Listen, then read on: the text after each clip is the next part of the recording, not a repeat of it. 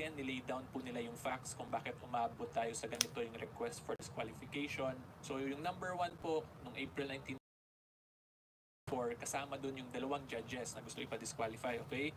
So sa September 15, 2021, the same pre-trial chamber 1, nag-issue po sila ng decision para i-commence yung investigation sa Pilipinas. Tapos in that same decision po, na-touch on or nadaanan din yung question on jurisdiction kasi sinabi ng pre-trial chamber 1 before na retain daw ng korte yung jurisdiction with respect to alleged crimes that occurred on the territory of the Philippines while member pa po ng Rome Statute yung Pilipinas. So in a sense po, parang nadaanan or na-touch on nung dito nila Judge Gansu and Flores yung issue of jurisdiction. Okay, so yan po yung procedural history dito sa case ni FPRRD in relation po to sa request ng disqualification. So hopefully mas nagigets po nyo. Kung medyo magulo po, i-rewind nyo lang po and rewatch. I'm trying to simplify this but very important po kasi itong explanation na to para magets nyo kung bakit talaga may pinag-uugutan sila Attorney Kaufman at si FPRRD dun sa 2 judges. Okay, so ito po isi-skip ko na lang to kasi these are all ito yung mga nangyari basically until eventually umabot na sa decision na to. So yan, March 2024, nagtuloy-tuloy, tapos eventually na-issue yung warrant FPRRD noong March 7, 2025, and then May 1, nag-apply ngayon yung defense challenge jurisdiction until eventually umabot dun sa request for disqualification. Tapos ngayon, ito na po yung pinaka-latest yung decision. So pwede nyo na lang po basahin to, i-download nyo na lang po para hindi na tayo masyado humaba kung gusto nyo talaga makita yung step by step sa nangyari. But I would just like to reiterate, ito yung pinaka-important kasi talaga yung 1 and 2 kung bakit umabot dito sa stage na to. So ngayon, punta po tayo dito sa ito na po yung nag-deliberate na yung plenary of judges. So kung makita po ninyo, on 9 June 2025, the plenary of judges convened in accordance with so on and so forth to consider the application. So itong application, iniba nila yung term but basically this is the request for disqualification po na ginawa nila Attorney Kaufman. And then kung makita nyo sa number 14, on the same day, the plenary of judges informed the parties of its decision to reject the application with reasons to follow. So kung makita ninyo, June 9, nag-convene, nag-deliberate sila the same day, rineject din nila. Pero like what I explained earlier, July 3 lang po nila nilabas tong actual decision na. Pero June 9 pa po, tapos na actually yung mga deliberations nila. So una po in-explain muna ng plenary of judges yung substance ng application ng request for disqualification.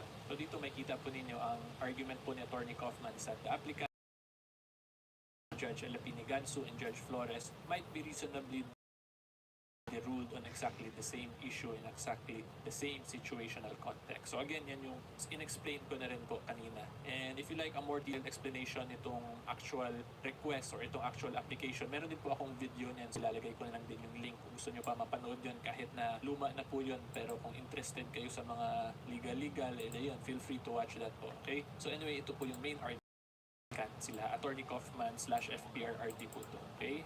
Then, ito hindi ko na ito isa-isahin kasi hahaba pa masyado. If you want to see the discussion po, again, just feel free to watch na po yung other video ko. Nandun po yun. Tapos, ito na po yung actual observation ng judges kung bakit nila dinenay yung application or yung request for disqualification. So, when you say observation, ito yung basically yung reasons. Okay, observation na yung term nila sa ICC. So, dito po, number 19, in the observations, the judges request that the application be rejected as there are no grounds to doubt their impartiality.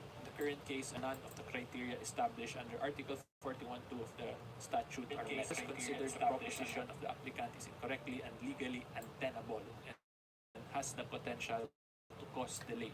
They note that when pre-trial Chamber 1 in a former composition addressed the issue of jurisdiction in the situation of the Philippines, it did so in accordance with its duties and limited mandate under Article 15, Paragraph 4 of the statute without prejudice to any future determinations on the same issue. Okay? Thereafter, in its decision under Article 18.2 of the statute, pre-trial Chamber 1 addressed the issue of jurisdiction as part of its assessment of the Philippines' information and arguments. Okay? The arguments that the applicant now raised in order to challenge the jurisdiction of the court were neither by the pre-trial chamber at that time. Yan. So ito pong sentence ito is very okay. So mamaya po i-explain ko. Anyway, tuloy po muna tayo. The judges recalled that this was recognized by the appeals chamber appealed against the decision of the pre-trial chamber authorizing the resumption of the investigation into the situation in the Philippines when it held that the issue of the impact of Philippines withdrawal from the statute, the court's jurisdiction, was neither properly raised nor adequately ventilated before the pre-trial chamber. Okay? Okay, so yan, ito po another very important sentence that we have to take note of. So ito po lahat yung plenary of Welcome back to my channel, Meldy Baldovino. I am here right now at the WCC Park. So ang unang pong result ng plenary of judges kung bakit nila dinideny yung application or request for disqualification is because they want pre-trial chamber 1 address the issue of jurisdiction. It did so in accordance with its duties and limited mandate. In short, ginawa lang daw po ng pre-trial chamber 1 ng dating trabaho at duty nila without prejudice to any future determinations on the issue. So in short, kung ginawa lang nila yun based on their mandate under the law, there should be no perception of bias kasi professional naman sila na ginawa lang daw po ng trabaho nila. In a sense, yan po yung pinaka-substance or gist po nitong argument nila. Okay? Tapos yung next reason naman po ng plenary of judges is because yung arguments daw that the applicant now raises in order to challenge the decision, hindi naman daw po na-consider ng pre-trial chamber dati. Okay? So yun po yung mga issues of jurisdiction na yun na ina-allege ni Tony Kaufman, hindi daw yun na-touch on ng pre-trial chamber. Tapos sabi ng judges na they recall daw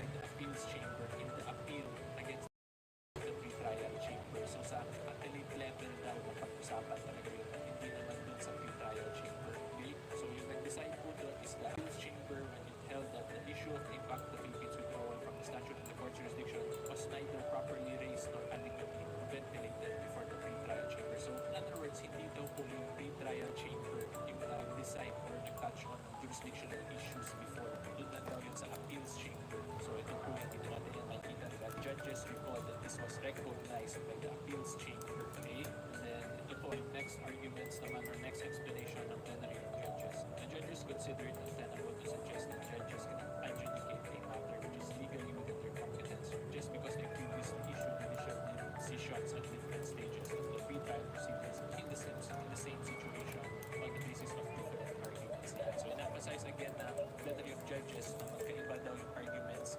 before the pre-trial chamber at ng appeals chamber from the challenge to jurisdiction na sinabit ni Atty. Kaufman. So therefore, since professional sila, hindi dapat sila tingnan na bias sila or partial daw sila. Okay? So dito po dinagdag din ng plenary of judges that they recall the judges are professionals capable of deciding on issues before them relying solely and exclusively on the evidence and submissions adduced in the particular case. Okay? Nilang explanation na yung mga pre-trial na sinabit doon sa dating pre-trial chamber is iba daw po from doon sa sinabit ni Atty. Kaufman na yung na-challenge to jurisdiction. Okay? So the plenary notes that the disqualification of the judge is not a step to the it might be that a higher threshold must be satisfied in order to rebut the presumption of impartiality which attaches to judicial office. Okay? So ibig sabihin po nito, since mabigat allegation na bias or partial ng isang judge, hindi po siya binabasta dapat or hindi dapat based on weak or flimsy arguments. There should be sufficient evidence to back up an allegation na bias or partial. The judges considers that no actual reasonable bias arises in this type of judges and tribunals. Then Flores, plenary of judges considers that the judges acted at all times in accordance with the mission assigned to them under the statute. So in other words po, denied yung request ni Atty. Kaufman na mapag-disqualify yung judges. Pero ang tatanda naman po natin talaga in a case, madami po talaga yung mga motions and other rulings na hindi po talaga lahat nag-grant sa isang party. So ang point po doon, normal lang na parang ka mga ipaprequest or motion na hindi ka papayagan. So ito, i-point out talaga ng court that they are professionals, therefore they can decide based on comprehensive evidence and case-to-case basis or stage-to-stage of case basis. Therefore, there should be no presumption of partiality or bias sa kanilang pagtrato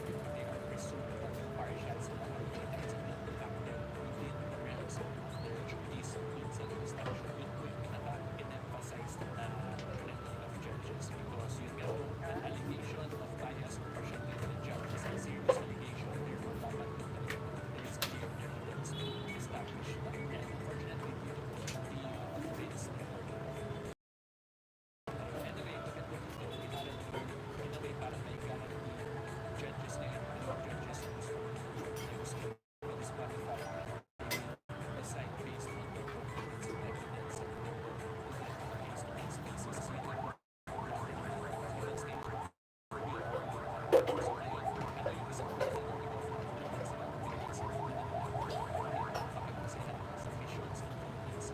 Okay? So, yung plano po yan ay according to educational videos po as usual, flash ko lang dito sa screen ko and gusto ko notify ko bago ako updates. Nagbibigay lang po dyan is mag-subscribe sa YouTube video at mag-follow mga po sa Facebook. Okay? Until next time, see you. Bye-bye. So, pag-uusapan po natin today is yung most recent edition of the Philippines FERR, which you can check out on you can find it. So, tuloy na ganda sa independence. So, anyway, kung kaibigan po natin dito yung international na po sa local news natin, Reuters, France 24, international news na po sa PR. Anyway, for today, next week, ito talaga yung direct release. Tapos, i-discuss ko rin po mismo yung competition na kinagawa.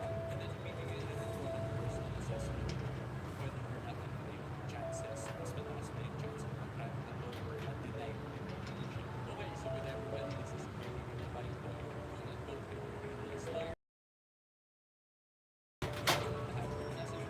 And yung my classmates,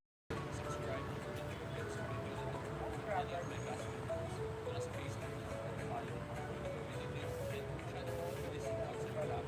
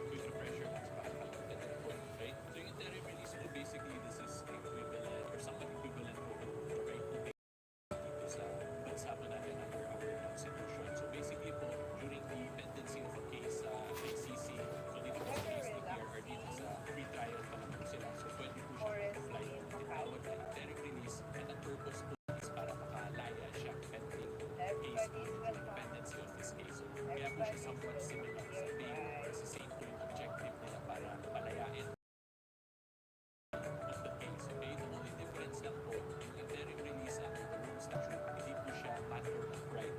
So hindi po porkit nag-apply sa akusado sa rule statute or sa ICC is automatic papalabasin agad siya korte. Meron po yung specific grounds, specific requirements para payagan po siya ng korte. So in that sense po, pwede natin sabihin na discretionary na po yung interim release.